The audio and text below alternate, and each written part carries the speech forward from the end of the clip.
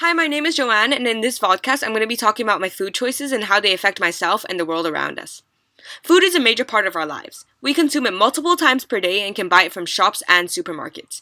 But have you ever thought about what you are really eating? How often do you check labels or remember what you ate for more than a couple hours? Nowadays, we humans have been more conscious about our health, but have we ever thought about its economical or environmental impacts?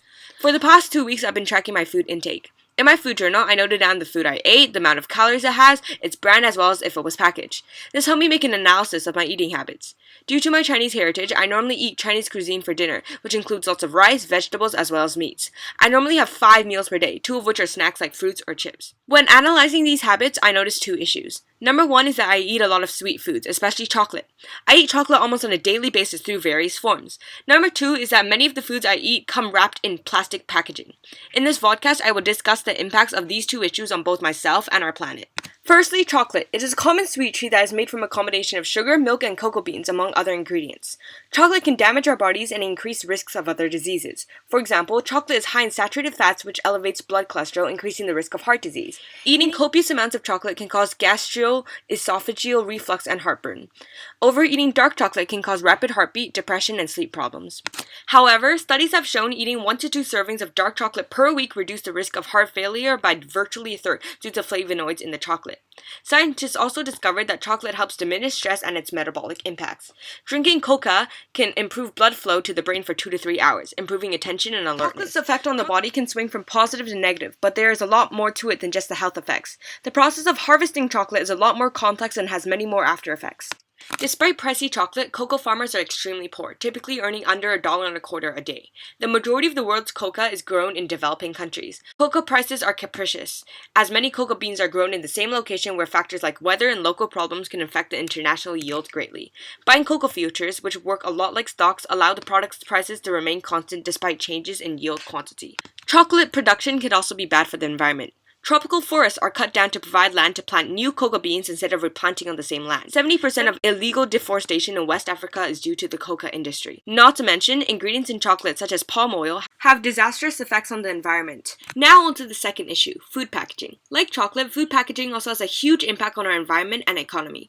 We use food packaging daily, but do you actually know what happens to it and where it ends up? Just because we can't see it doesn't mean it's not there.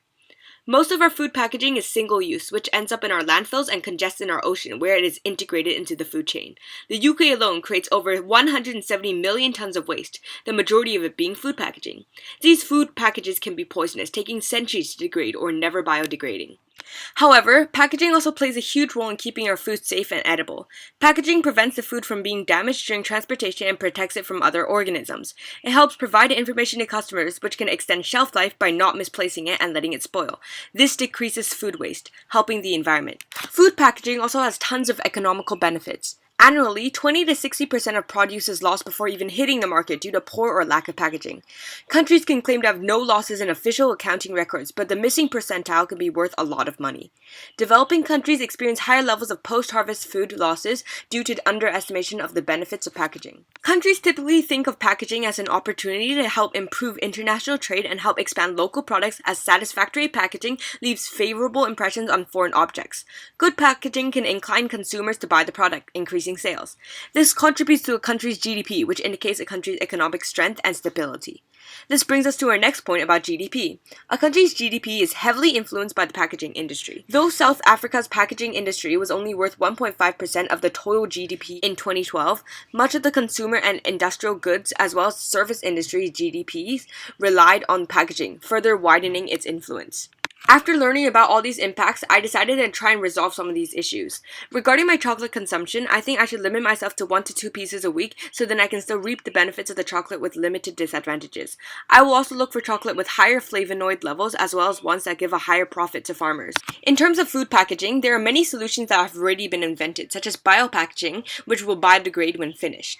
I will try and find alternatives for the overpackaged food I consume with more environmentally friendly ones. I will also try and stop using plastic utensils, plates, and straws. In conclusion, chocolate consumption and food packaging have both negative and positive impacts on our lives in different aspects such as health, economical, environmental, and even political. If each of us contributes, together we can make a positive difference in our world. We shouldn't be part of the problem. We should be helping the solution. Thank you.